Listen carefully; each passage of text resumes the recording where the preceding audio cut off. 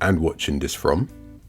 It's your man again, Diego Ife, and I'm back with an addendum to part 7 of the Lateness of the Hour. Politics, popular culture, the sex revolution, and how all of those coming together has impacted the modern dating world as we know it. And as we know, it's a multi-part series. Thank you to all those that have actually stayed tuned and kept up with the episodes. Very important topic I'm covering, and each day that I find myself just, everyday life, online, offline, I can't help but just feel convicted that this is an essential piece. And by the time this series is over, spoiler alert, I am going to have spin-offs where we do reactions, because some of the conclusions from this, no matter how contentious they may be, it's very important that they're addressed. There's no point in kicking the can down the road. You can only kick the can down the road for so long. And so without further ado, this addendum is looking at the dating world in the 1980s. As we saw at the tail end of the last episode, we looked at a case study, and it was reported in a 1983 edition of the New York Times. And as a brief recap, so yeah, just to clarify, this recap is to set the context for what I'm about to show, which is a reaction piece or series of reactions to a documentary which provided instructions on how to date and how to mate and all that type of thing. So yeah, let's launch into it. So as we record, this particular article featured in the New York Times November 21st edition 1983, okay?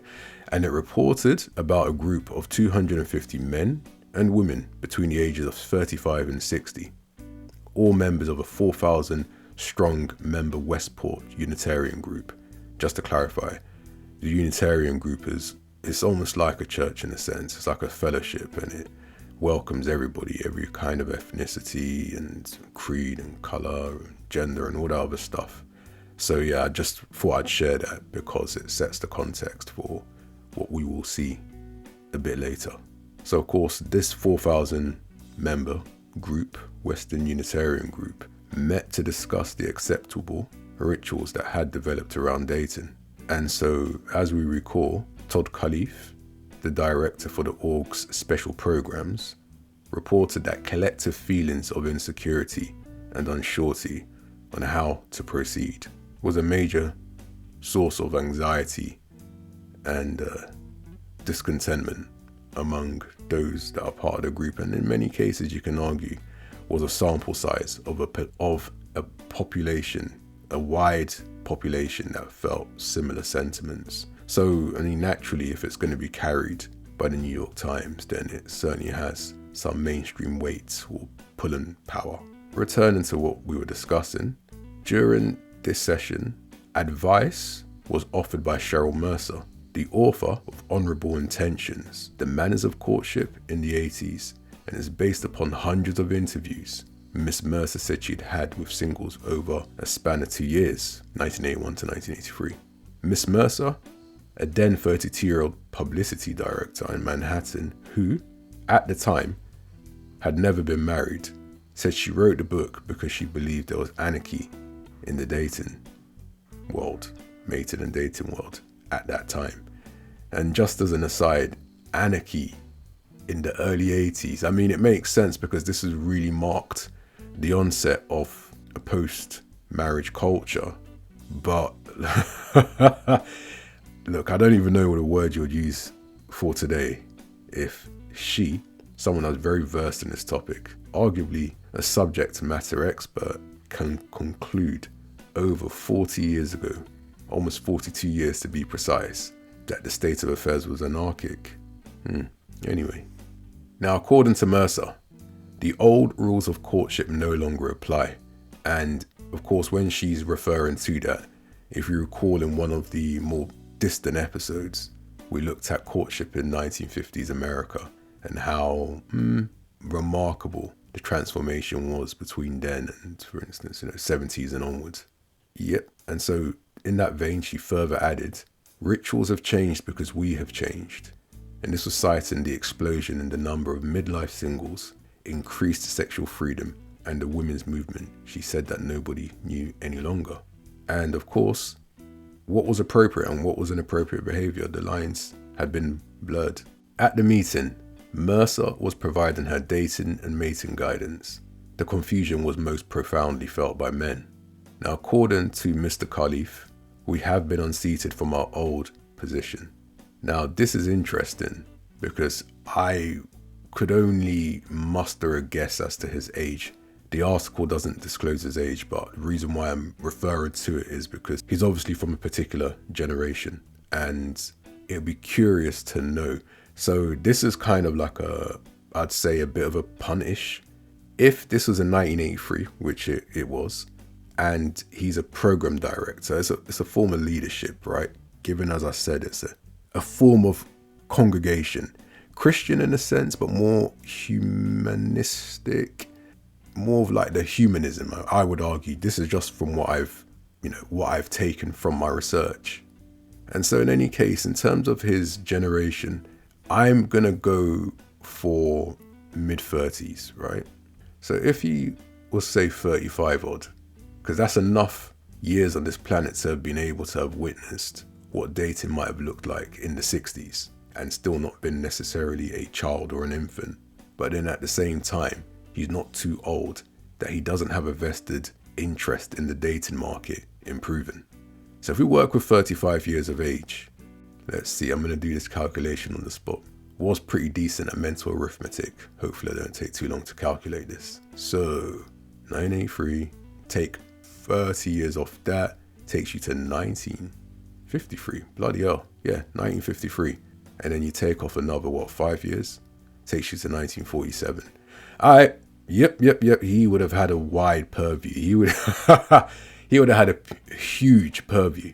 He'd have decent concrete memories of what dating would have been like.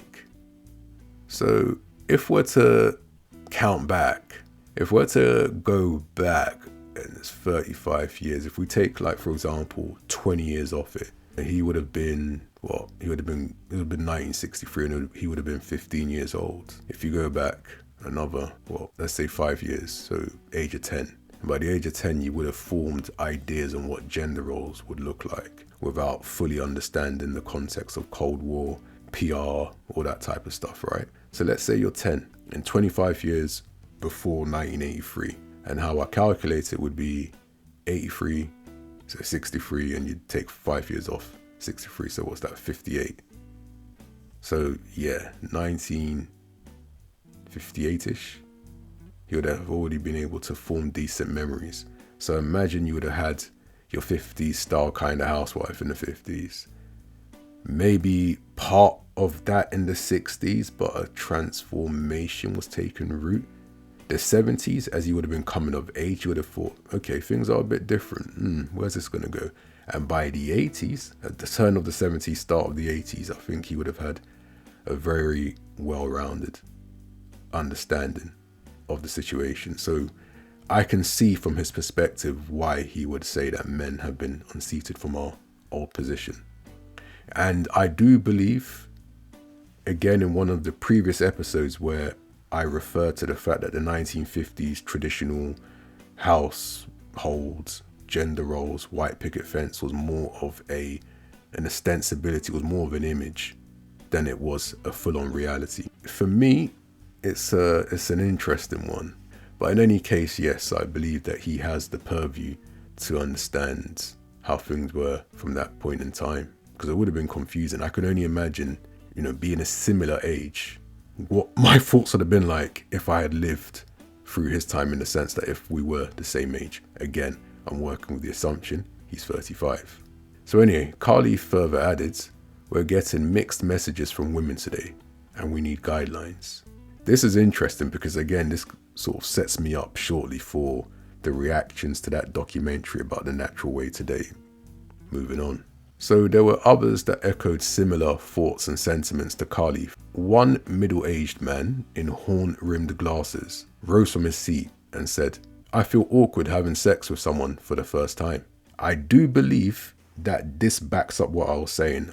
I'm not sure the exact life expectancy in the 80s, right? Given that there was a whole heap of things going on in the US. But what I will say is that if the man is middle-aged by this, he would be in his 30s. Maybe the tail end of his 30s, but he would be in his 30s. So it's consistent with what I said. You've gone through how many changes? Each decade has been transformative. And so you've tried to apply the, should I say, gender roles and the behaviors and dispositions of your parents and other adults. And then when you get to their age, you've complete inversion, and not in a good way.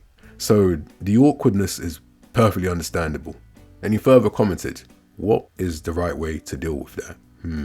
This here's a tricky one. In one of my earlier episodes, I covered that there was already attempts from as early as the late 1950s, like 1957, 1958, to get men to be controlled by women's sexuality. There was a manual for men that I made reference to, and I believe it was from Far Away from Eden. I believe that's her name. So shout out to her. She's got some great content. Check out her page. And yeah, I learned a lot. So she was the one that covered the manual for men, and that they spoke about making sure that men do not have time to enjoy hobbies, and that men should be solely at the disposal of women. All things men do, directly or indirectly, should be in service of women. And the chief way that you can accomplish that is through sex. It's not as simple as just opening your legs. It's deeper than that. It's the whole teasing it out. It's, for example, why you have men who got married to women that they thought that once they were married, they'll have all kinds of freaky and wonderful sex and copulation. But then in the end, it actually dwindles. And so they realize that, whoa, okay. And so in a sense, I guess the kinder of wives would offer sex as like a doggy biscuit, a Blue Peter badge. If he does his quota that she essentially sets of activities, work, household, God knows what, then she will do starfish sex for him, demonstrating that she doesn't really care for it, but it's a transaction that she insists on her terms. Okay. So what I'm saying is, as things transpired and as the years went by, you would find that there was a lot of information that didn't exist before that made sex about the woman and about her pleasure. So the idea of men doing foreplay, getting on their knees, God, sounds weird, basically bending down, essentially, to take care of the woman down south, and all kinds of erogenous activity. It was not necessarily based on what women wanted and wanted historically. It was all a form of controlling men's sexuality so they could be at the service of women. If you can make chasing a woman's orgasm, or making it the primacy of your day-to-day existence, part of your life, if you can give orgasms, your woman's orgasms, the kind of primacy that they claim they want, then it's morally acceptable. It is morally legitimate. And you can see, even as the years went by and you look at some of these magazines, whether it's Cosmopolitan magazine or various other media platforms and outlets, and they will speak to sex being about the woman.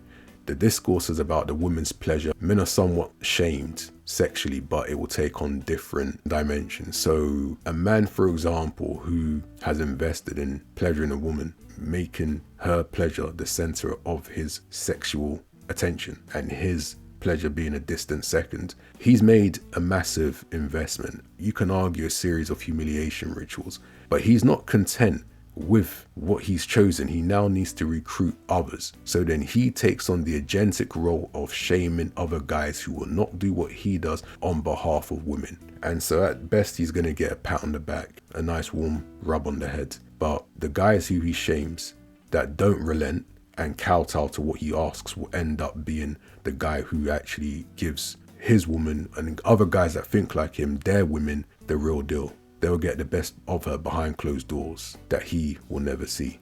It's not always good to be agreeable to women. If there is something as significant as a topic of sex and sexuality, it's not something that should be determined by one gender. At the very least, it should be a joint enterprise, equally collaborative. Yeah, but in essence, sex, shaming men, that culture has different dimensions. And as I've covered, you've got the one where the men shame other men, on behalf of the women because they want other men to basically be like them, feminized in not so many words. And then you have those who can't get any, so to speak, and so they may feel away. They're called incels. Better still, there are guys who can physically attract women. It's not really, it's not a big deal. It certainly is not the core of their being and their focus in life. If they do not put women at the core of what they're doing, if they do not make sure the primacy of orgasm is a thing, then he's also a incel.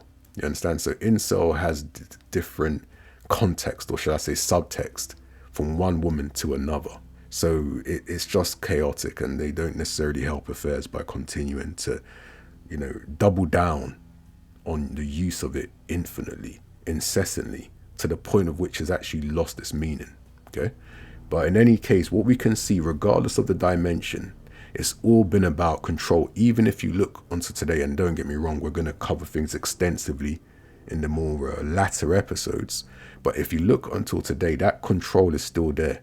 You've got men who, obviously had some distasteful experiences with women, along different lines.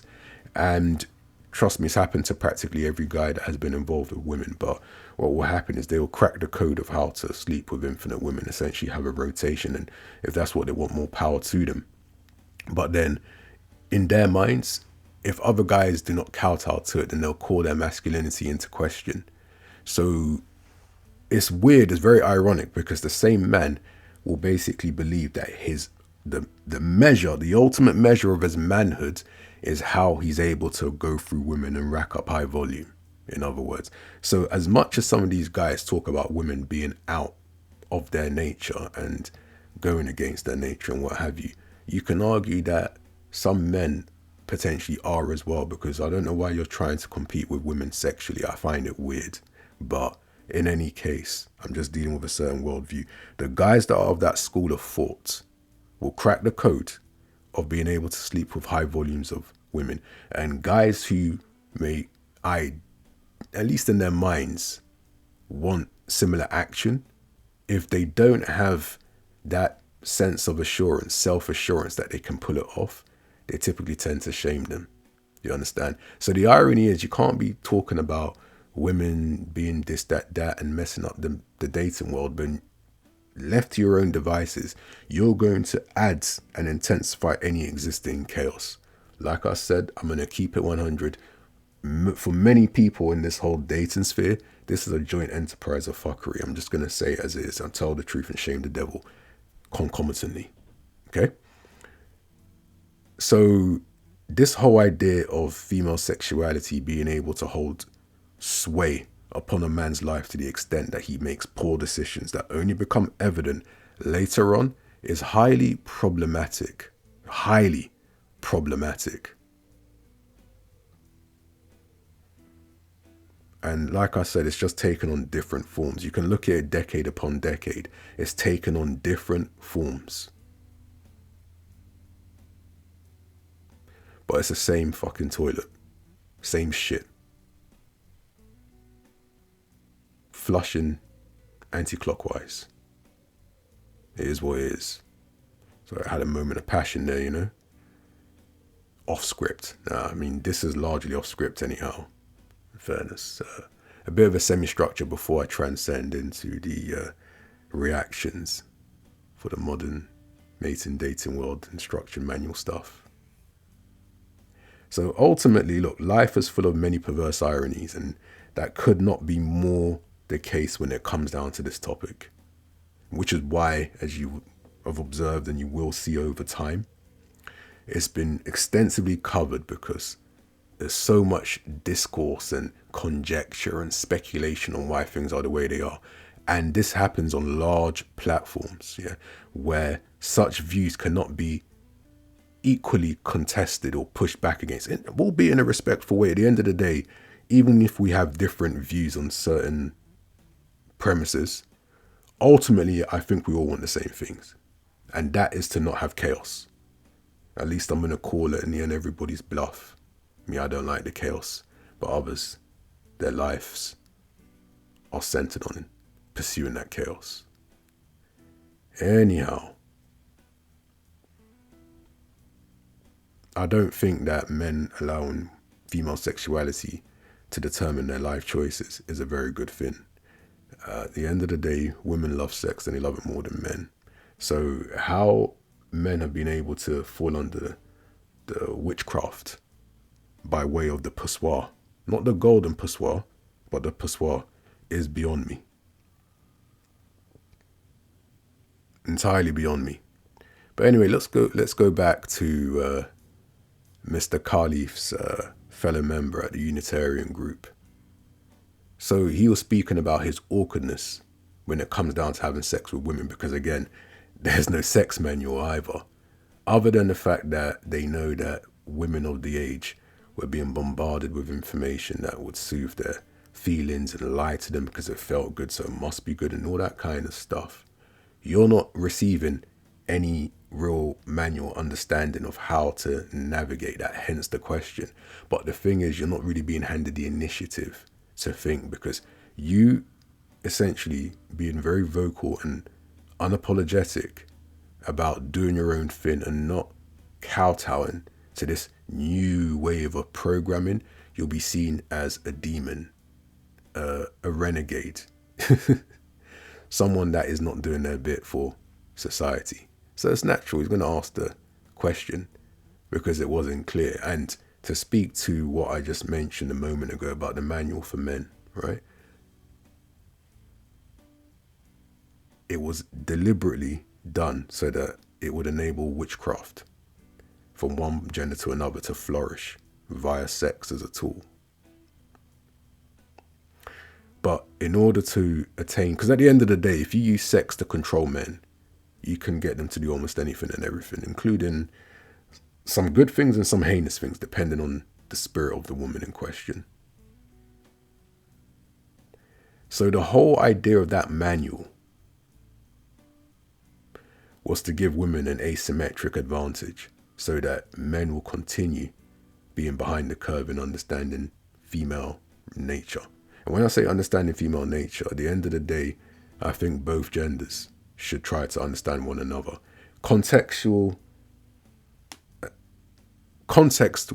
differ from one culture to another. You understand something? There's not necessarily a uniform way of doing things.